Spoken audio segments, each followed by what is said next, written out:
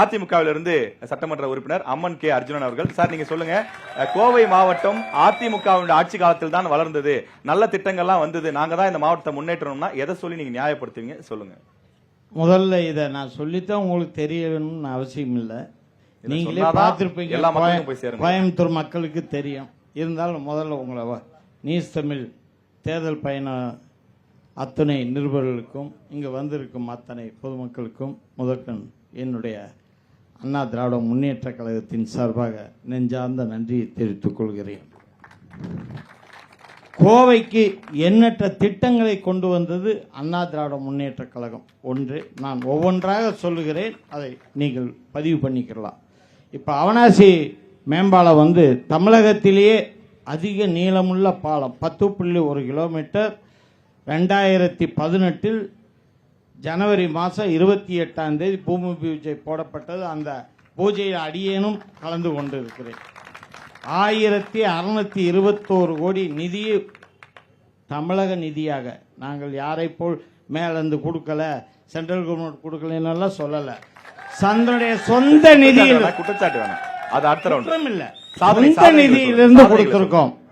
அதை விட 70 ஆண்டு காலம் விவசாய மக்களுக்காக 70 ஆண்டு காலம் போராடி கிடைக்காத அத்திக்கடவு அவனாசி திட்டத்தை நாங்கள் கொண்டு வந்திருக்கோம். 1652 கோடியில். ஸ்மார்ட் சிட்டி திட்டத்தில் தமிழகத்திலேயே 9 குளங்களையும் தூர்வாரி குடிமராமத்து திட்டத்தை கொண்டு வந்த எங்களது அண்ணன் எடப்பாடியாருடைய மாபெரும் அந்த திட்டத்தில் அந்த 9 குளத்தையும் தூர்வாரி இன்னைக்கு கோவை மக்களுக்காக அதை பயன்பாட்டுக்கு கொடுத்துருக்கிறோம்.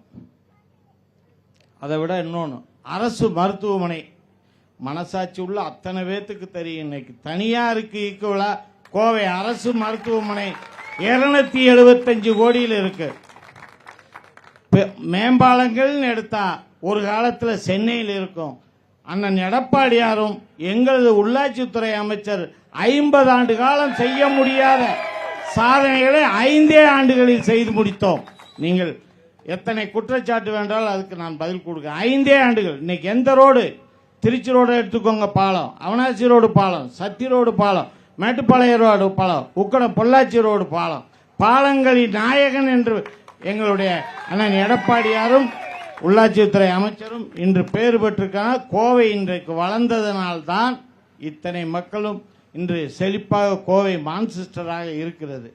அது மட்டுமல்ல, எடப்பாடி அண்ணன் காலத்தில் கோவையில் அரசு கல்லூரி 6 கோவை மாவட்டத்துக்கு கொண்டு வந்தது அண்ணன் எடப்பாடியார் தான்.